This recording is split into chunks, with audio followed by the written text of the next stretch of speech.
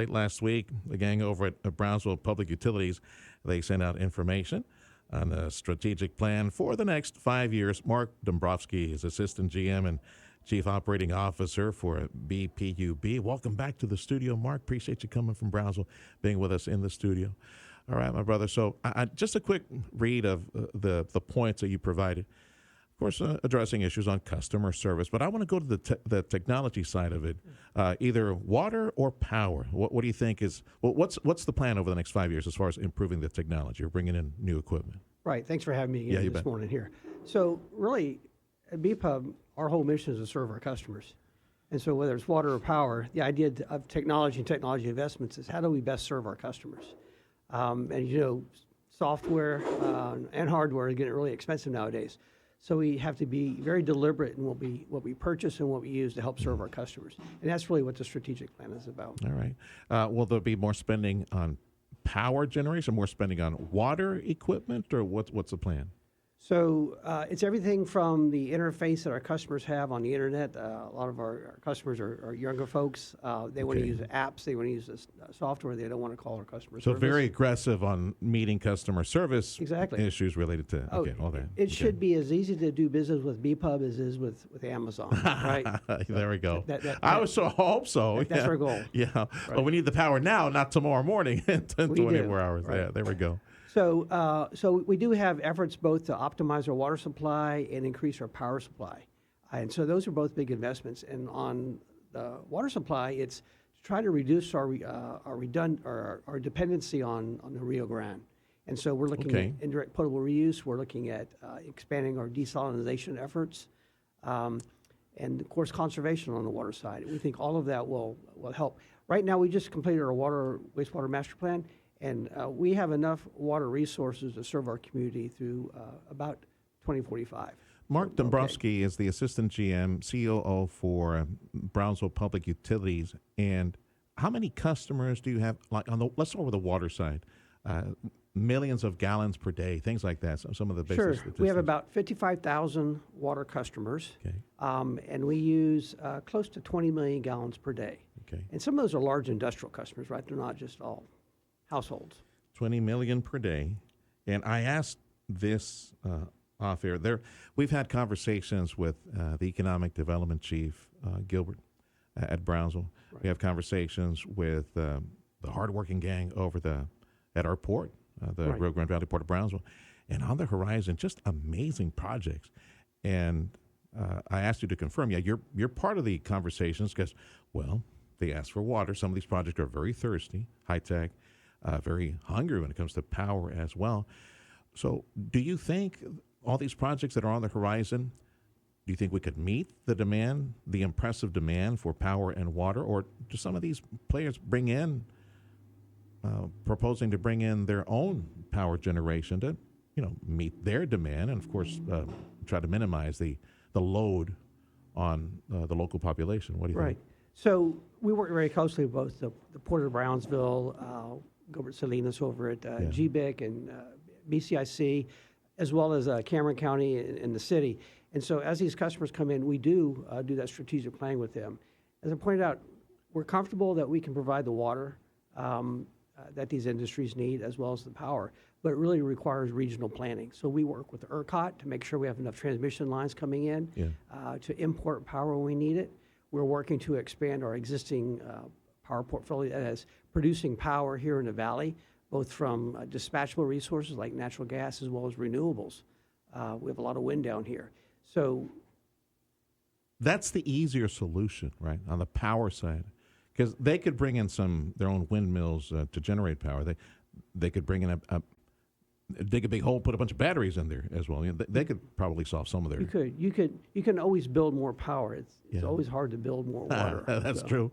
Mark Dombroski, Assistant GM and CEO for Brownsville PUB. Back to the water side. So at 20 million gallons daily, you mentioned desal, for example. Yes. Review how much of that is produced by nearby desal, cleaning up the water. For BPUB, about 30% of our water comes from our desalination plant. Wow. So that's the highest percentage of desal in the valley. In fact, we have the largest desal plant in the valley, south of San Antonio. And so that's going to continue to play a huge importance. We're sitting on an ocean of water, but it has a high salt content. So we have to be able to purify that water before we can put it into our system.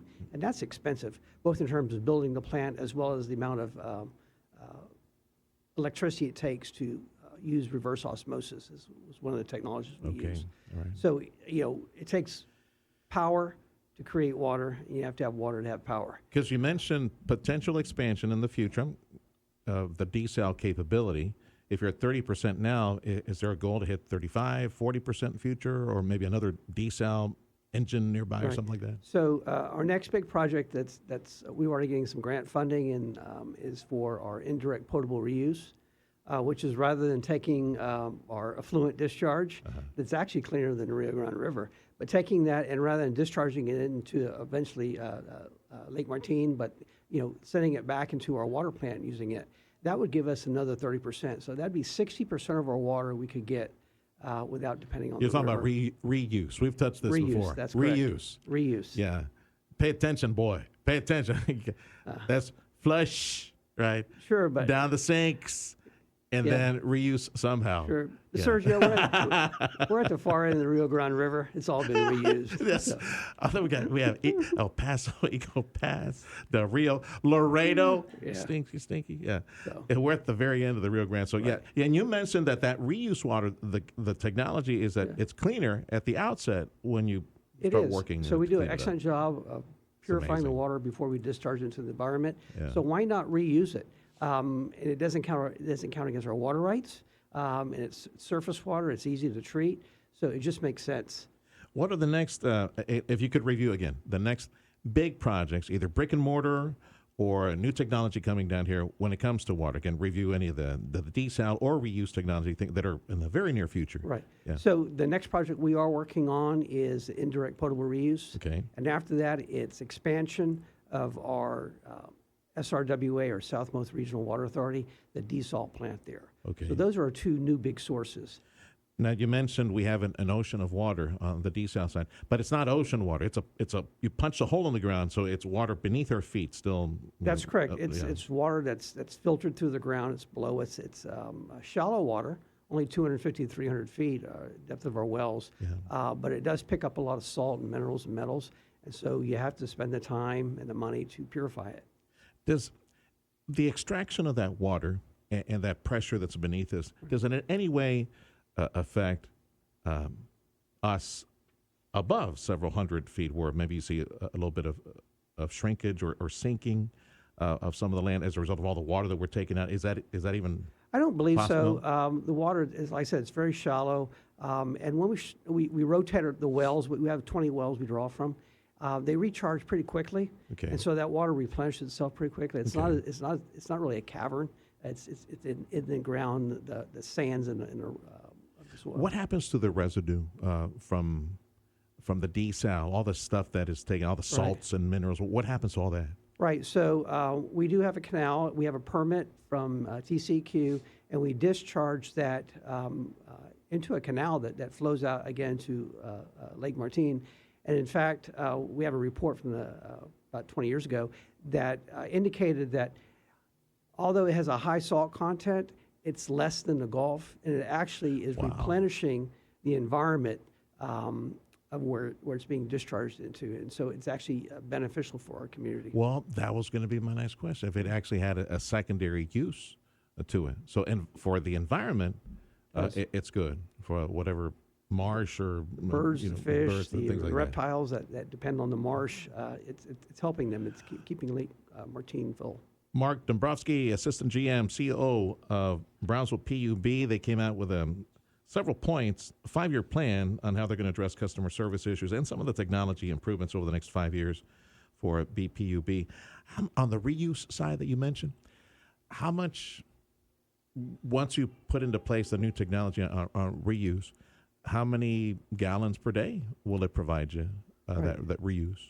We should get between 7 and 8 million gallons per day. Yes. On top of the 30% you already have from... Right, which is about 7 million gallons. So that's how we get to the 60%. So you'll get to a point, by when will you get to the point where you have más o menos like 2/3 give or take 2/3 of your water supply coming from reuse and desal. By when will that happen? Right. So we're working on the final design plans for the direct polar reuse. And next is assembling all the funding we need for that. But we think once we get all that together, it's probably about a 3-year project to make it real. Okay. So it would not surprise me if we see it in less than 5 years. All right. Well, we'll bring you back. Put that on the calendar. Hope you're still Okay. around by then. Right. Yeah, we're talking about the ribbon cutting, move some earth, and Right. all that stuff. And there's something else I wanted to ask you about. Oh, yeah, it was last week.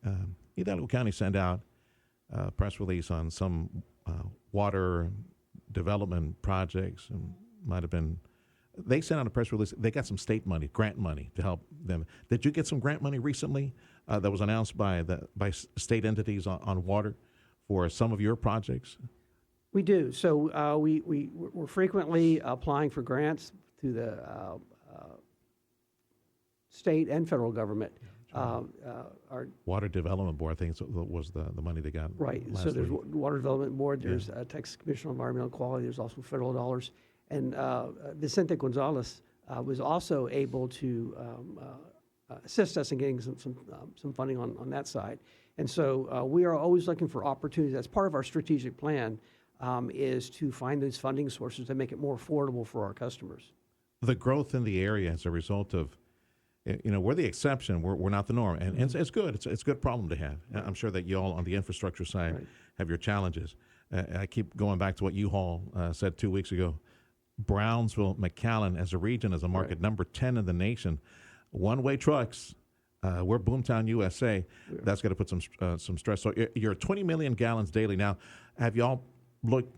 If we continue at this pace, how many more gallons daily will we need to meet the demand of just population and industry coming to the area? Right. So our growth in customers is about 1.5% per year. So that's easy to manage. What will be the big disruptor is a large industrial customer that comes in Okay. that might need 5 or 10 million gallons per day. But we do work closely with both the city of Brownsville and the improvement districts and the port to help plan for their growth as well. And so we have a good indicator when these customers are talking about moving down here. It gives us an opportunity to plan for that water and power needs for those customers. Do nearby entities, Harlingen, San Benito, a lot of these entities have their own water entities, water resources. Right. Do they complement what you're doing in Brownsville to try to meet the demand regionally for industry and for the population? You guys work together to. We do. Yeah. So there's called Region M. The state's There we divided go. up in a number of regions. Region M is the RGV area. And so we do get together on a regular basis and we plan for these water needs. And so it's more of a regional approach. SRWA is a great example of regional cooperation. It involves Los Fresnos, the Port of Brownsville, the city of Brownsville, Indian Lake, and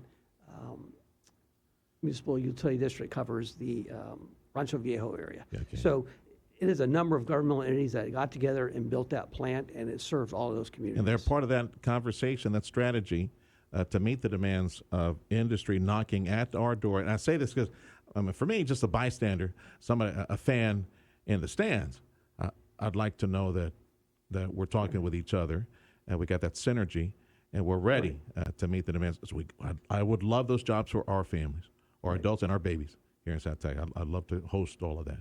Yes. All right. Well, thank you, Mark. Thanks for. I appreciate you. Yeah. Thanks for having me this morning. You come back and see us soon, okay? We will. Mark Dombroski, Assistant GM, COO of Brownsville Public Utilities.